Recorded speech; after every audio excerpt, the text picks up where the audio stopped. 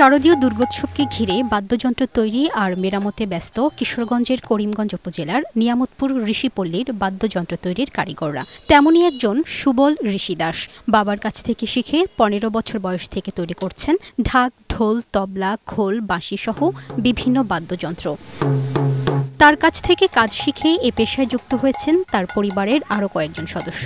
তবে আধুনিক যন্ত্রপাতির ছোঁয়ায় পুরনো বাদ্যযন্ত্রের চাহিদা কমতে থাকায় বছরের বেশিরভাগ সময় তাদের বেকার সময় পার করতে হয়। এখন তো বাবা চলে গেছে, এখন আমি বাবার কাজটা আমি দূরে রাখছি। ছেলে পেলে লয়ে অনেক কষ্ট করে তাহলে এই কাজ আমরা দূরে রাখছি। কেরে আমরা বাপদাদার পেশা। সুবল ঋষি দাসের মতো অবস্থা পুরো ঋষিপল্লীর। একসময় ঢাক, ঢোল, তবলা, খোল তৈরির কাজে সারা বছর মুখর থাকত পুরো পল্লী। কিন্তু কাল পরিক্রমায় কদর কমে গেছে হাতের তৈরি এসব বাদ্যযন্ত্রের। জীবন জীবিকার তাগিদে অনেকেই এ পেশা ছেড়ে দিলেও কেউ কেউ পূর্বপুরুষের পেশা আঁকড়ে ধরে আছে এখনো।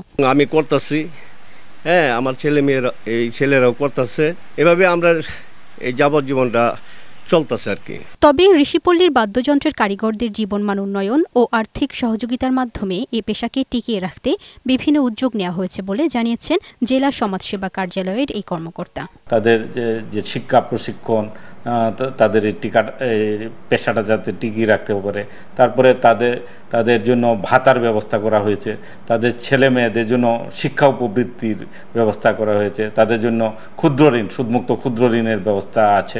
একসময় কিশোরগঞ্জের করিমগঞ্জের ঋষিপাড়ায় শতাধিক ঢাক ঢোলের কারিগর থাকলেও বর্তমানে টিকে আছে মাত্র ২০ থেকে ২৫টি পরিবার।